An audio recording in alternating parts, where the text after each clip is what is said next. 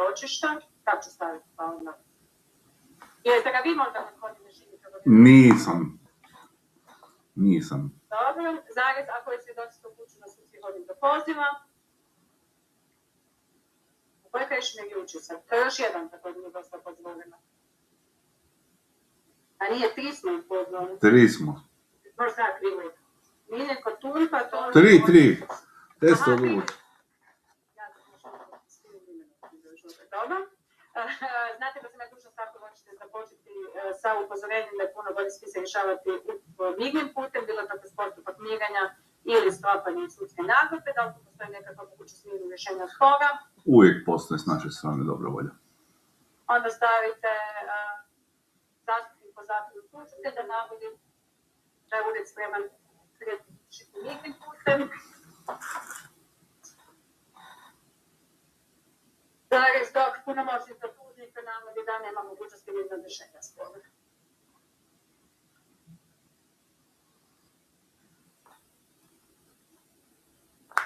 Ok, sad donosi rješenje, držit će se ročište za glavnu raspravu, staviti ispod, utvrđuje se da je referatu 10. ožujka 2026. zaprimljen spis s podneskom tužitelja od 4. ožujka 2026. Točke staviti ispod, utvrđuje se da se punomoćnici tuženika uručuje podnesak tužitelja od 4. ožujka 2026.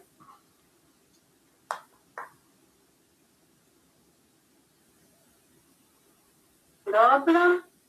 Zastupnik po zakonu tužitelja ostaje po tužitelju. Tužbe tužbeno zahtjeva. Predlažem da se sasluša danas prispjeli svjedoci.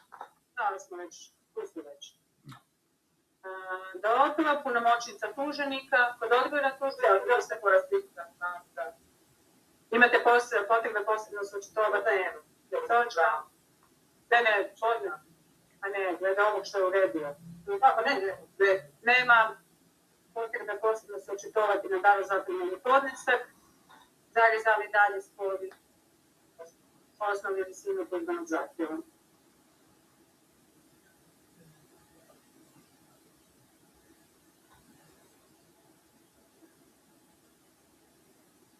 Dobro. Jedino sad, gospodin Šimić, apropo financijskog vještačenja, to nam je bilo pitanje tako glede što vam je s tim prijedlogom.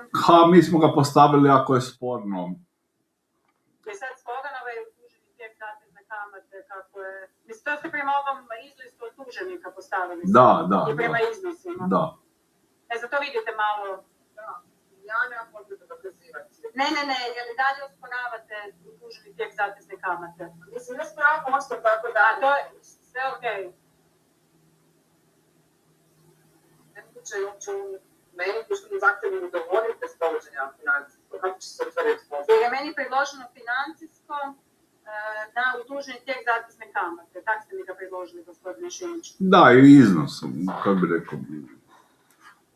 Mislim, iznos koji je plaćen, to nije sporno vjerojatno, a nije ni, mislim, ali dobro. Ajmo to ostaviti poslije kad već ove saslušamo. Čekajte sad samo da se podsjetim ko je miljen kod Tumpa, da je Jurtić član uprave, ne? Da, i Tumpa je član. A za sad je gospodin Tumpa u penziji.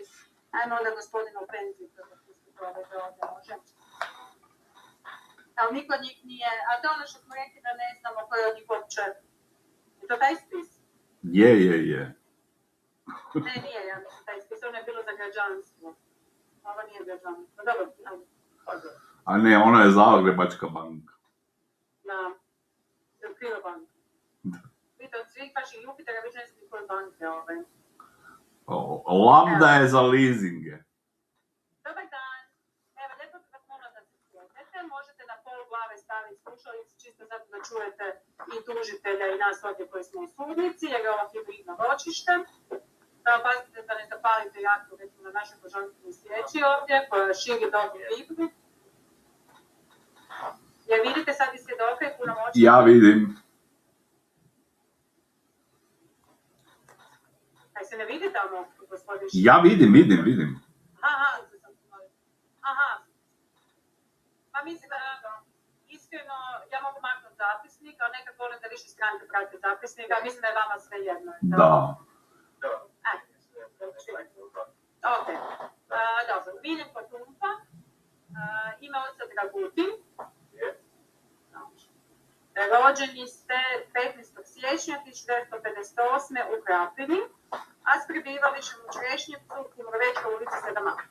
Ja sam napomenuo da se dobi poziv u Zagreb, da sam morao ići u poštu, jer ja sam u stvari fakultet putila do Zagreba, ali bilo lijepo da mi se plati točka. Dobro, zato kad ste išli u poštu, a ne na kojoj adresu smo vam uopće dostavljali. Na Zagrebačka, ja bih nemoć nešto. Ali, kud nama zagrebačka adresa? A bila u sudskom registru? Ja nisam sam sebi stvarao. To je valjda bila adresa koju ste tad imali, adresu prebivališta, niste se vi mogli vratiti. To bi se nama vratilo oko neuredno i onda bi vam slali na adresu prebivališta. Da, ja bih Da. u policiji. U snovima možda. Ne.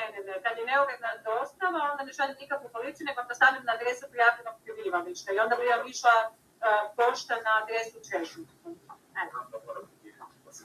Dobro, jeste li umirovljeni? Jesam. Ok. Da li ste, znači niste više nigdje da poslovni karton. OIB 7783572792. Dobro, jeste u srodstvu s nekim iz uprave tužitelja ili tuženika? Ok, identitet utvrđen uvidom osobnu iskaznicu, to ste prepisali, jeste 11 783 4156 PP Klanjec. Možete ga opet meni.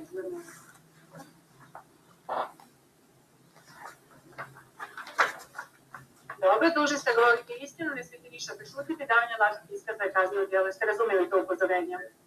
Nakon što upozorim propisno na kazneno-pravne posljedice lažnog davanja iskaza i dužnost dvojne istinosti iz odredbe članka 243 Zakona o parničnom postupku daje sljedeći iskaz. Vi znate uopće da vi čekate danas ovdje? Dobro. Recite mi, molim vas, da li ste vi nikada radili u Raiffeisen leasingu? Idemo kada to nakon stoljeća 7. Od kada do kada? Ok, recite mi koju funkciju ste obavljali, znači ću vam točno reći kada, u 2016. ovo je tako? Je, 10. mjesec. 2016. Za poslove podrške poslovanja, tako zvani back office. Ok. Stavite ovako, ja sam bio zaposlen u društvu tuženika od 1999. do 2018. godine, zarez, a u 2016. godini sam bio član uprave za poslove podrške poslovnim procesima. Sutra sam to napisala tako da svoj vlastni rukopis ne bih čitao. Dobro. Recite mi, molim vas, što ste kao član uprave za poslove podrške poslovnim procesima, što je to obuhvaćalo? Administracija, pravna služba. Znači, to je sve bilo pod vama. Programa nego smislu koordinacije da ERC surađuje, ja nemam resno savija elektronik marketing. Razumijete kao ću odličiti. Ne, ali budete mi pojasniti, ali mislim da mi za ovo nije bitno. Stavite kao član uprave za poslove podrške poslovnim procesima, bio sam nadređen, to je odjel za računovodstvo, pretpostavljam. Da, računovodstvo, knjigovodstvo. Odjelu računovodstva i knjigovodstva, zarez, odjelu pravnih poslova, Kadrovskih poslova. zarez, odjelu kadrovskih poslova, administracije, to je administriranje sa ugovorima. Da jedno da vam objasnim koji problem. odjelu koji se bavi administracijom ugovora, To je slanje računa, slanje opomena, komunikacija sa klijentom. ugovora, odnosno slanje računa, zarez opomena i komunikacije s klijentima. Još ste mi onda nešto rekli, završno? Elektronski računski centar, ali ne u smislu Zarez kao i odjelu EFSA, elektronički ekce u smislu Nadređen njima da oni funkcioniraju, ali ne da ja u smislu nadzora njihovog funkcioniranja. Dakle, ne u smislu programskog, nisam programer. Naravno, jasno. Da se mora osigurati uvjete da oni mogu normalno funkcionirati. To je bio moj posao. Ok, s obzirom na sve ove vaše pozicije, jeste li vi imali saznanja o konkretnim ugovorima, leasingima koji su bili sklapani od strane društva dužnika? Ok. Ja sam radio na razini portfelja. Ok, stavite, s obzirom na moju funkciju, ja nisam bio upoznat s individualnim ugovorima o leasingima, već sam bio uključen na razini portfelja. Što to znači? Znači da gledate cijeli portfelj, ne gledate klijenta po klijenta, klijent po klijent se gleda u prodaju. Komunikacija sa klijentima u smislu prodajnih razgovore i svega toga se odvija u front office-u, koji podrazumijeva marketing, prodaju i sve ostalo, a u back office se vodi administracija. Znači imali su preko 60.000 ugovora u tih 18 godina, jer njima morate voditi računa da se uredno slanje šalju računi i da računi... Ne, mene je sad zanima ovaj cijeli dio koji prihodi o tome. Znači, sam sadržaj ugovora o leasingu me zanima. Znači, na koji način je tuženik, konkretno 2016 me zanima, na razini leasing kuće odlučivao, znači pod kojim uvjetima će sklapati određene ugovore o leasingu. Znači, što se tiče kamatne stope, odjedna kamatna stopa, tako? A promjenjive naknade. Da.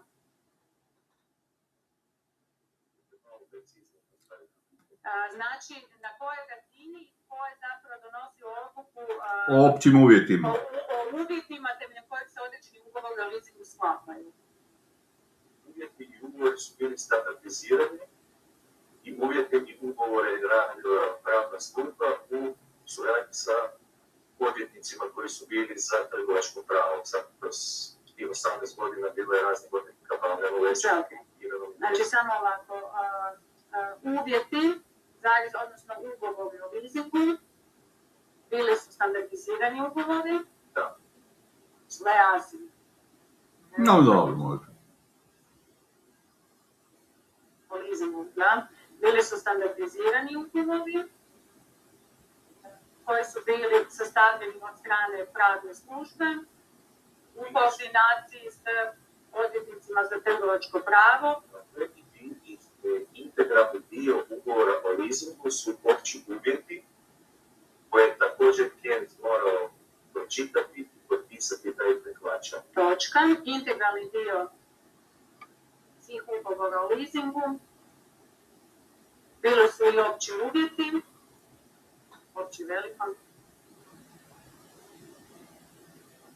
koji su bili sastavni dio istih i koje je svaki klijent morao prije potpisa ugovora pročitati i na iste pristati. Na iste pristati i potpisati se da je to primio i da mu je jasno o čemu se radi.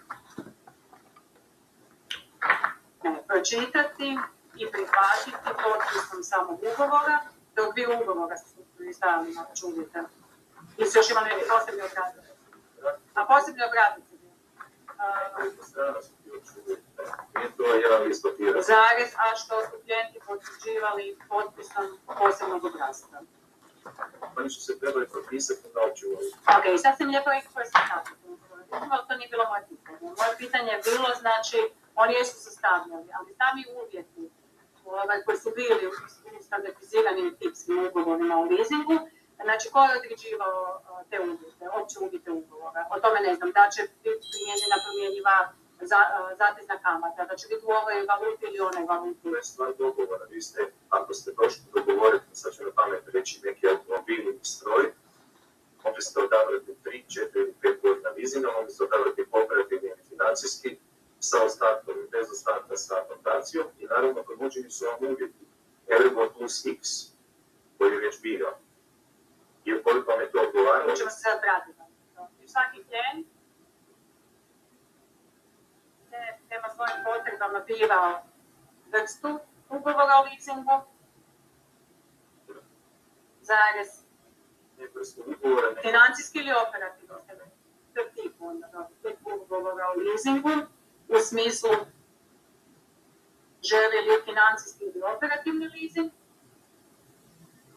zarez, vrijeme trajanja ugovora. Sad, specifično ću vas pitati za kamatnu stavku. sa ili bez, jamčevina sa ili bez, Zarez, hoće li ugovoriti ostatak vrijednosti ili ne, jamčevina da ili ne, zarez, ostatak vrijednosti, jamčevin ili aplikacija. ili akontaciju. Ili kombinaciju sva tri. Zarez, a imao je na izbor i kombinaciju.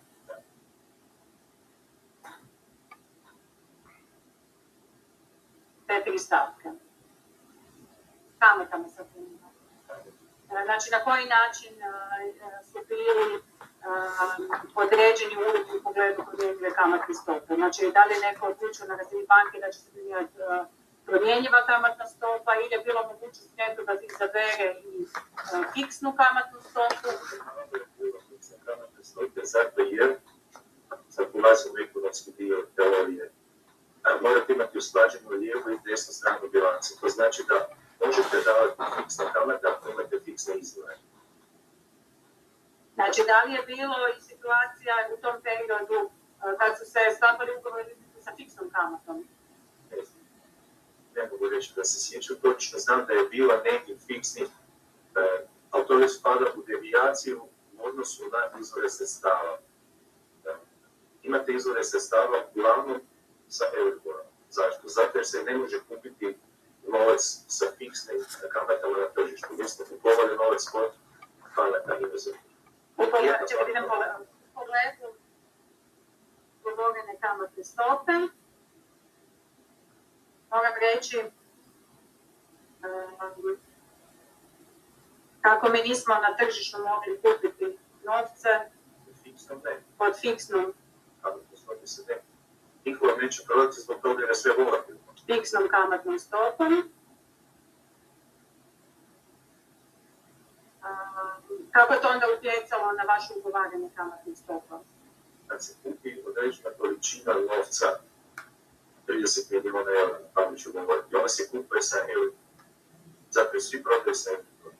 Nakon toga možete prodati tih 30 milijuna sa euro ili preuzeti na sebe jedan dio rizika, možda 5%, recimo da dajete iz tog dijela Već pod, evo vidimo vam napišete, mogu tako staviti. Kada nije već, znači niste mogli kupiti novce pod fiksnom kamatnom stopom, već vezano za, već isključivo s EU, veliko sam se da. Je to onda utjecalo na odluku banke pod kojim kamatnim stopama će sklapati pojedinačne ugovore o leasingu? Da, to nema veze sa bankom, nema veze sa nama. Ne bankom, leasing kuću. Znači, nikad kupimo Jeste leasing, samo biti da samo te novac, vratimo se na 30 milijuna, sa Euriborom plus 1 ili 2, na to dodajete svoju maržu koja je rezultat proračuna za idući period. Prosto zaboravite da se dobili. Znači, naša cijena kapitala, naša cijena rada na pamet je 2%, kupili smo sa Euriborom plus 2, dodali smo 2 i cijena je Euribor plus 4. I to je to.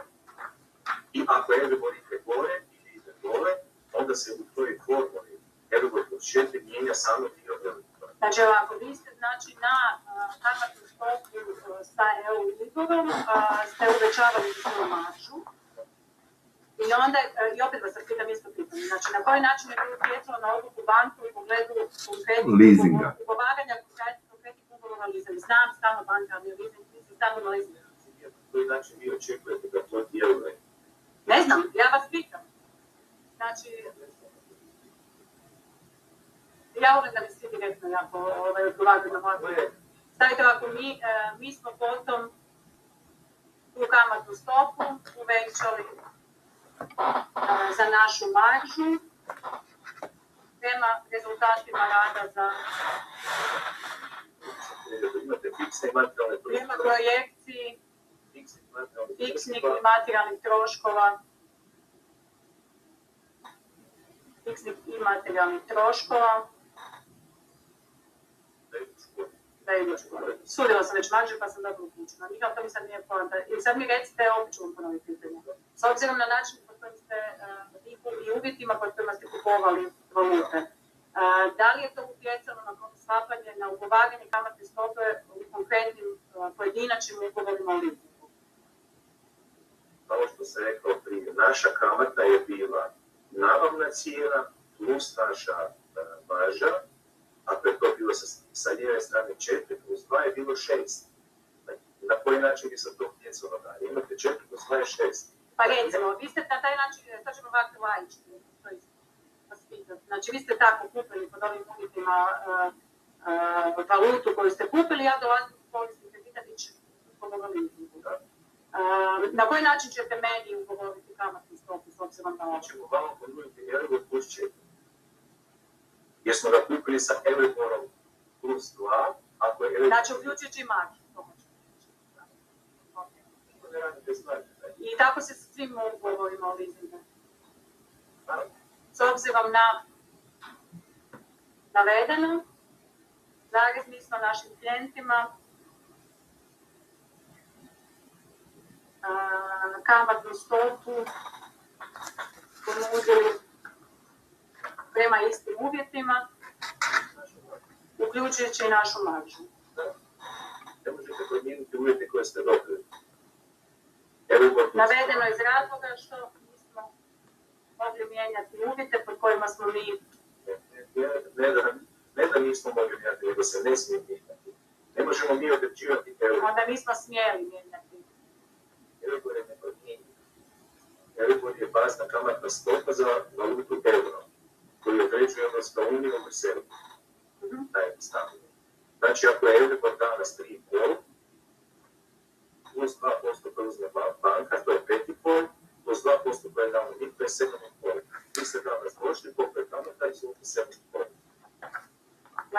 Možemo djelovati na ovih 2% naše marže, ako imate jako dobar kvalitet, onda će... Navedeno je zašto nismo mogli mijenjati uvjete, uvjete pod kojima smo, samo ne mogu da ću to sve staviti, s obzirom na uvjete pod kojima smo kupovali valutu.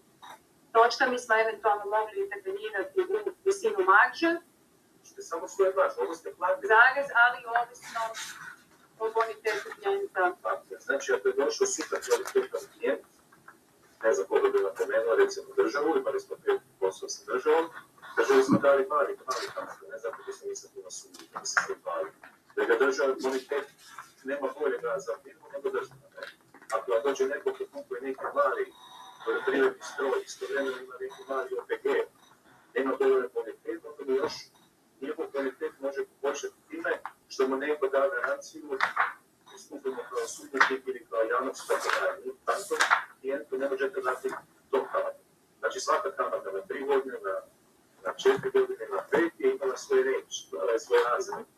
Mogli ste najbolji klijentu dati Euribor plus 2, najlošijem klijentu Euribor plus 3, nisu naša marža 3, a oni koji su bili standardni bonitetom su bili neki u sredini, ali to je stvarno ovisilo o programima vještinama našeg referenta, o tome koliko je klijent bio zainteresiran, o tome da je bolja suradnja sa dobavljačem opreme, jer nakon 5 godina vam se oprema vraća, imate problem da je prodate, ako je neka specifična oprema, ali ako imate istovremeno 5 dobavljača, znači onda kupiti tu opremu, onda su uvjeti za klijenta bolji. Zašto? Jer nemate rizika nakon 5 godina kada se vrati stroj, koji je samo njemu bio dobar, ne možete napraviti nikome osim vratiti dobavljaču.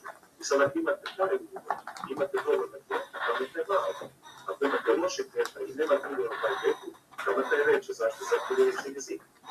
Tako je visina, ja ću se to malo humanizirati, tako je visina ugovorene kamatne stope ovisila o bonitetu samog klijenta i uvjetima pod kojima je ugovor sklapan. I njegovom interesu, kužite, neko želi prihvatiti kamatu X, neko ne. Mislim, imate... Zarez kao i interes svakog pojedinog klijenta, želi li ne prihvatiti takvu kamatnu, ponuđenu kamatnu stopu. Se radi 1000 ponuda da da bi se zaključilo 100-200 ugovora, radi se na tisuće, onda se radi ne svaki dan, ali svaki mjesec. I klijent ide od jedna, vi zaključi do drugog, od treću, pa se vrati vama. Točka, navedeno je naravno pismo i dio sposobnosti prodajnih zastupnika, oni su samo prodajni zastupnika. I zastupnika. Dobro. Imate li pitanja, gospodine Šimić? Recite mi, da li se može svjedoku predočiti ove opće uvjete da ih identificira kao... Pa mislim da to nije sporno da se to opće uvjeti. Dobro, ok, ako nije sporno, ok. Mislim, je, da li je sporno?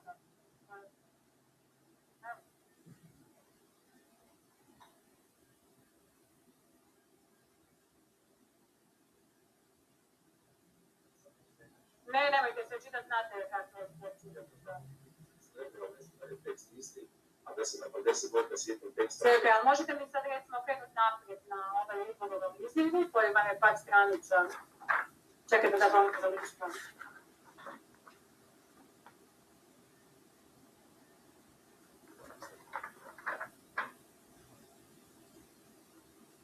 Opći uvjeti bi trebali biti potpisani od strane klijenta. Da, recite kako zanima tu. Evo, da li je to takav jedan standardizirani ugovor kako se potpisivali? Mislim da vi niste imali veze s konkretnim ugovorima, ali...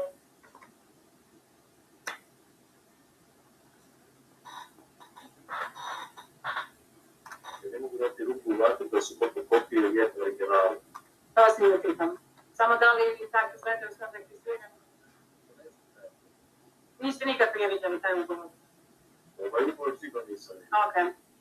Mislim, gledam sad to, samo da imam čemu se radi. Zvezno možda reći se. Zrenanje.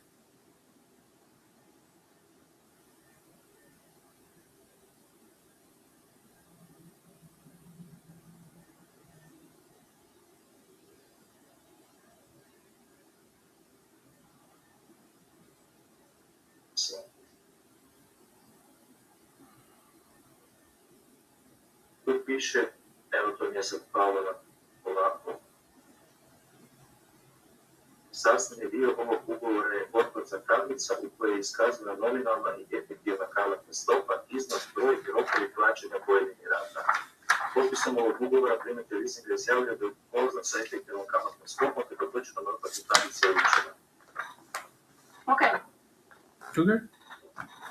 Jeste to sve prima tablicu, ne vidim niti samo na ovo. Dakle, prvo vidim.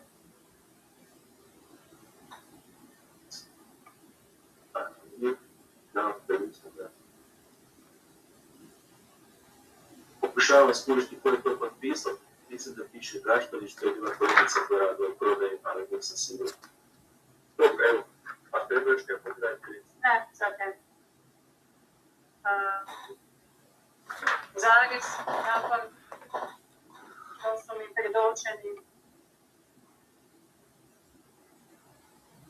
konkretni ugovor o financijskom leasingu na listovima 20 do 24 spisa. Te opći uvjeti na listovima 25 do 29 spisa. Zarez iskazam kako ja nisam upoznat sa sadržajem konkretnog ugovora o leasingu. Sam taj dio bi te radila, ali mislim da tu fale potpisi tog primatelja leasinga. Nije fale potpisi. Trebali potpisati. A, na općim uvjetima. Ja znam da su opći uvjeti trebali biti potpisani od strane klijenta. Zarez, koliko se sjećam. Zarez, a predočeni mi opći uvjeti ne sadrže takav potpis. Pa ne mogu tvrditi da su to opći uvjeti koje je korisnik leasinga prihvatio sklapanjem ugovora. Stavite ovako, odluka o tome koja će se kamatna stopa ugovarati sa pojedinačnim klijentima, ovisila je o izvorima financiranja, zareza mogla biti fiksna ili varijabilna. O izvorima financiranja, samo financiranja, zarez, potrebama klijenta, kako sad potrebama sadržaja. Zareza mogla biti fiksna ili varijabilna. Dobro, recite mi, pod kojim uvjetima ste ugovarali fiksnu kamatnu stopu? Da. Ne, ja znam što je fiksna, ali znači ovisno o kakvim klijentima je ovisno da li će biti fiksna ili varijabilna. Znači, da li je bilo uobičajeno jedno i drugo, da li je bilo uobičajeno promjenjiva ili fiksna? Pa sad se nećem tog vremena, ali bilo je moguće i jedno i drugo, nije bilo nekih posebnih segmenata klijenata kojima se davala jedna ili druga. Nije postojala nekakva posebna selekcija klijenata s kojima se mogla ugovarati fiksna ili varijabilna kamatna stopa.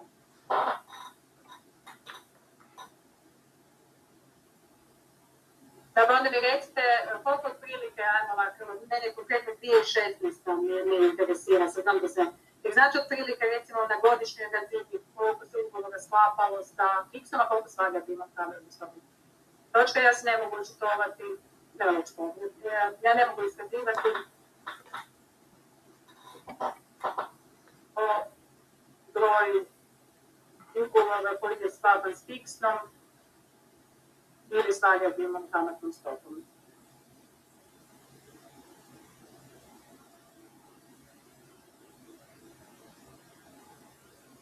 Dobro.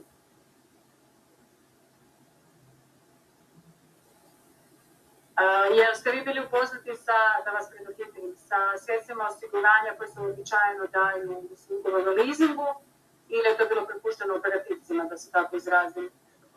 Da, znači zaveznica i osiguranje pojedinog objekta leasinga, to su neki standardni instrumenti osiguranja. Ja znam da su standardni.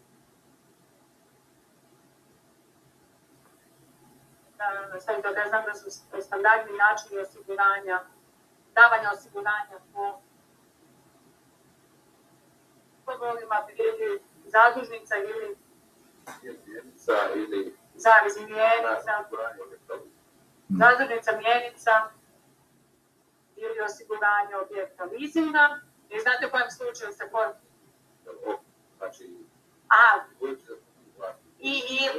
Okay. Znači, osiguranje imovine mora biti i zadužnica ili mjenica ili oboje, ne znam u tom trenutku šta je bilo uriješeno, ali danas je uriješena zadužnica bez mjenica. Danas je uriješena zadužnica kao sredstvo osiguranja, kao instrument osiguranja. Dobro, o čem je ovisno da li će biti zadužnica mjenica ili osiguranja? To je standardni, to je malo... Znači, prije svaki ugovor. Za svaki ugovor se može dati ne. A zašto onda i ili? Ne znam, za današnje recimo se više ne uzima i nije. Ok, ali tad, ja pričam o više.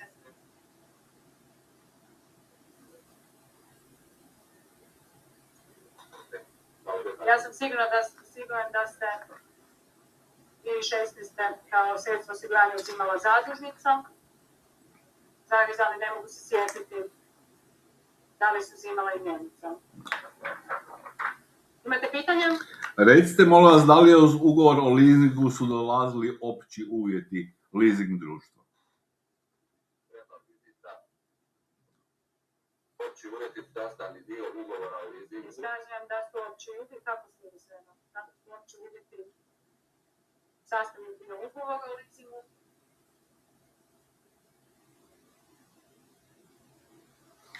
Dobro. Recite, jel korisnik leasinga mogu utjecati na promjenu općih uvjeta? Opći uvjeti su standardizirani dokument. Znači, opći uvjeti su standardizirani dokument na koji klijenti nisu mogli imati utjecaj. Dobro.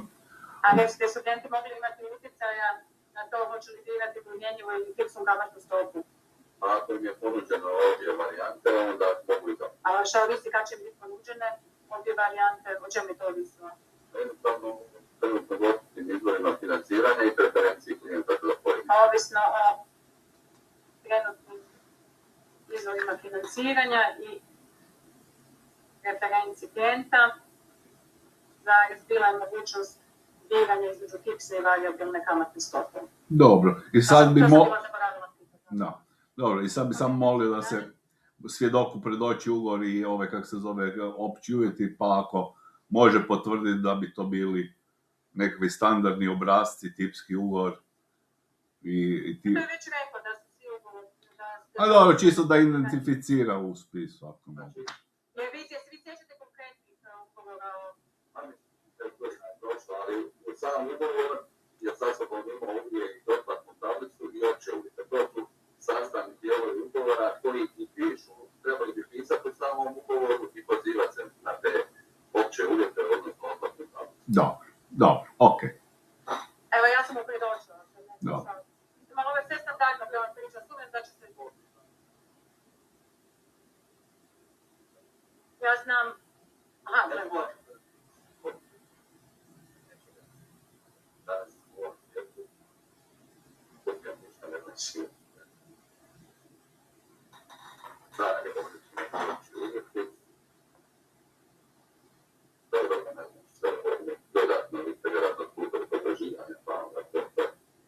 Dobro, okej. Dobro, koje je sad bilo pitanje? Samo ako može identificirati, da li mu liči to kao opći uvjeti, ako ne može... Dobro, tako da mi to pita i meni slično, čuli kako se zovu. Na danji upit, nakon što su mi predočeni predmeti ugovor o financijskom leasingu i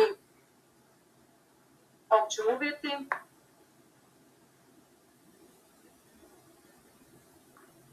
što se odgovori?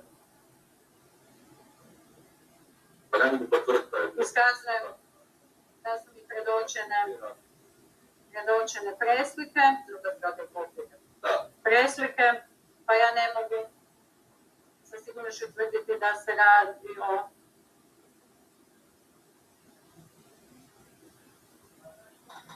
se radi o konkretnim općim uvjetima koji su se primjenjivali na predočeni ugovor. To je bilo pitanje, tako? Da. Recite mi, jesi klijent mogao potpisivati te opće uvjete kad bi potpisivao? Da se čita ugovor te dokumentacije. Točka. Znam da je klijent odlično potpisivao cijelu seriju dokumentacije, zarez uključujući opće uvjete. Okej. Imate još pitanje? Ne, hvala lijepo, to je to. Kolegice? Nema, neka bi to vama dobro. Recite mi, tražite li troškove pristupa na današnje ročište? Svjedok ne traži trošak i napušta studnicu. Hvala vam puno što ste došli. Doviđenja.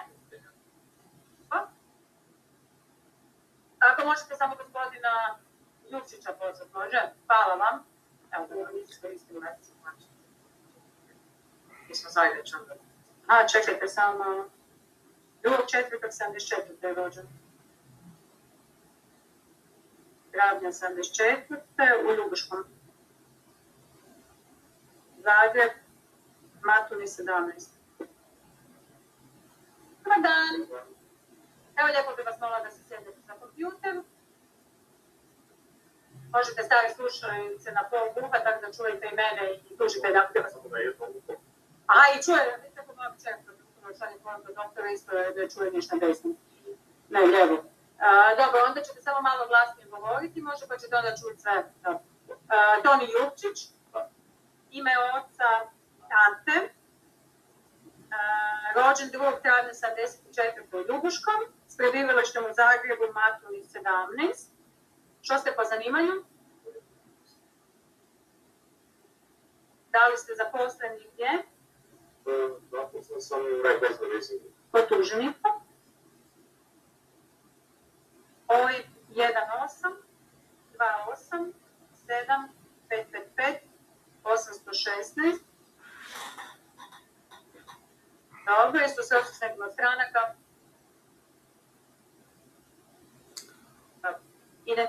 uvidom gotovo tako ukupine rasprave. Identitet utvrđen uvidom osobnu iskaznicu broj 116-222-123, izdano od PU Zagrebačka.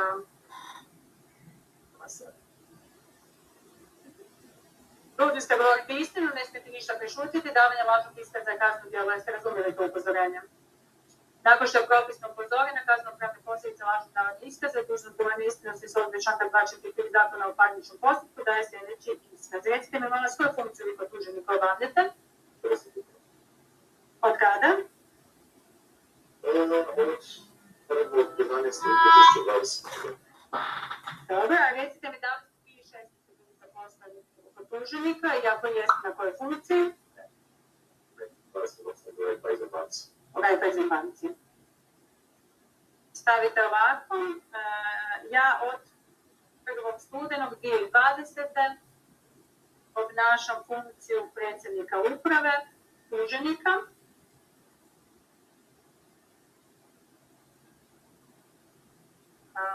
Točka.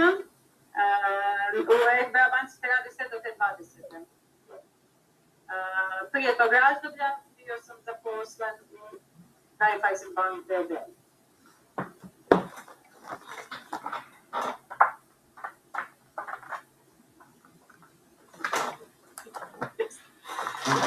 Dobro.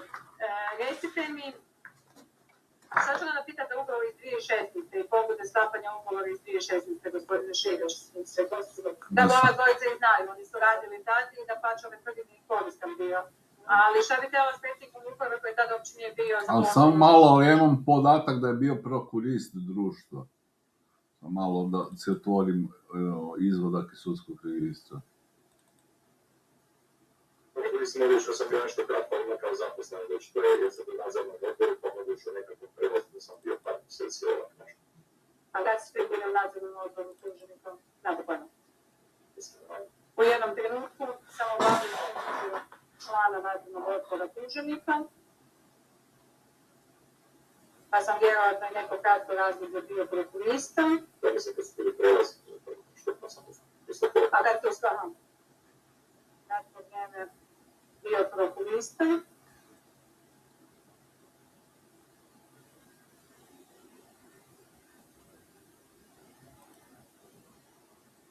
Pa sam stoga neko kratko vrijeme bio prokurista, zarez u razdobljima kada je bila smjena uprave. Promjena, kada je bila promjena uprave. Jeste čuli kad za tvrtku Anamil?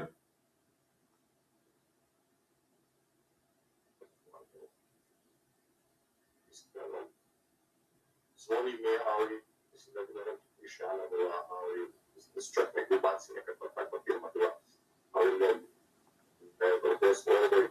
Kad ste bili, samo da se u ovom cijelom razdoblju dok ste vi obavljali funkciju članova nadzornog odbora ili prokurista, jeste sudjelovali u ovim operativnim poslovima vezanim? Jeste sudjelovali u donošenju bilo kakvih politika, leasinga vezano za uvjete pod kojima se sklapaju ugovori? Ne, mislim da u tom kratkom periodu ništa da je operativno razinu se ništa radio.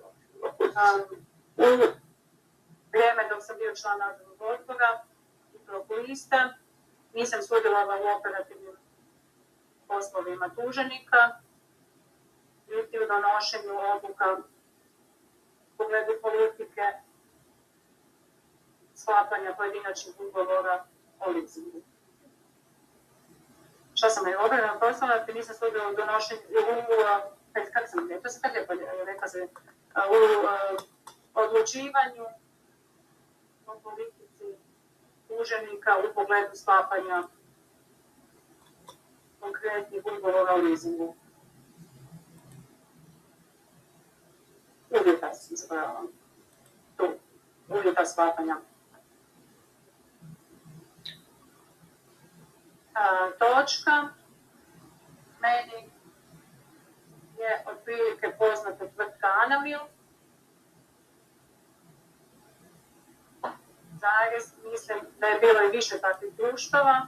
Zarez, ali... Slično razlog. Ta tvrtka je naziv. Mislim da je bilo i više sajtova društava sa sličnom tvrtkom.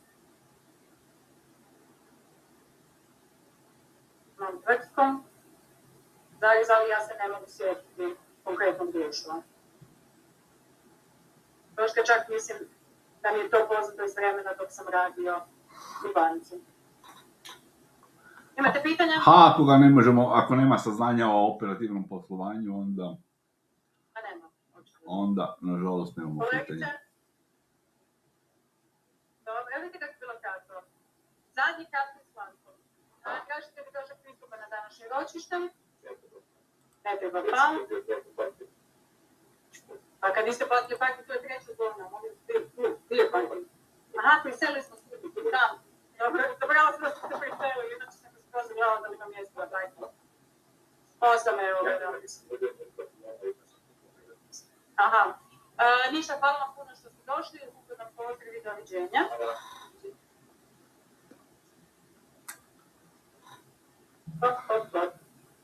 Ok, gdje smo, šta smo? Sad je odluka na vještačenju, ako treba vještačiti. Dobro. Stavite, moram sad je pogledati, ja isto na vas pozivam pogledati i sporedite s ovim vašim prigovorima, tako da iskreno ne znam. Može pisanim putom. Da, iskreno mogu pisanim putem, samo da si razmislim da li doma zakažem ročište, da mi ne izađete iz grupa, jer vidite što se čeka uskočiti. Znate ga, zakažet ću ja ročište tamo negdje za svibanj, to mi je tak prvi termin, pa ako nećemo stići, ako odlučim vještačiti, ne stignu do toga vještačiti, onda ću proći, ako ne, onda ću zaključiti godinu. Dobro. Ok, stavite... Da, možete staviti možda da eventualno ako sud odluči odluku vještačenja da prepuštamo vama odluku o osobi. Ne mislim da smo to već na pripremu. Jesmo to nadrobili? Dobro. Ja mislim da je, da ste meni prepustili. Jesmo, onda super, pak jesmo. Čak sam gotovo i... Ma više ne znam. Ja. A ne znam, ja više iskreno. Da vidim, tu sam u Osijeku, tu sam, možemo staviti 19. svibnja. Ostako trebalo se provede predloženo vještačenje, pričajmo odluku o osobi vještaka prepušta. Svu dobu mi stavila ja ponovo, ali nema veze. Da, ma čisto da. Znači, hoće se događa, sjeća se na kaznu za 19. svibanj.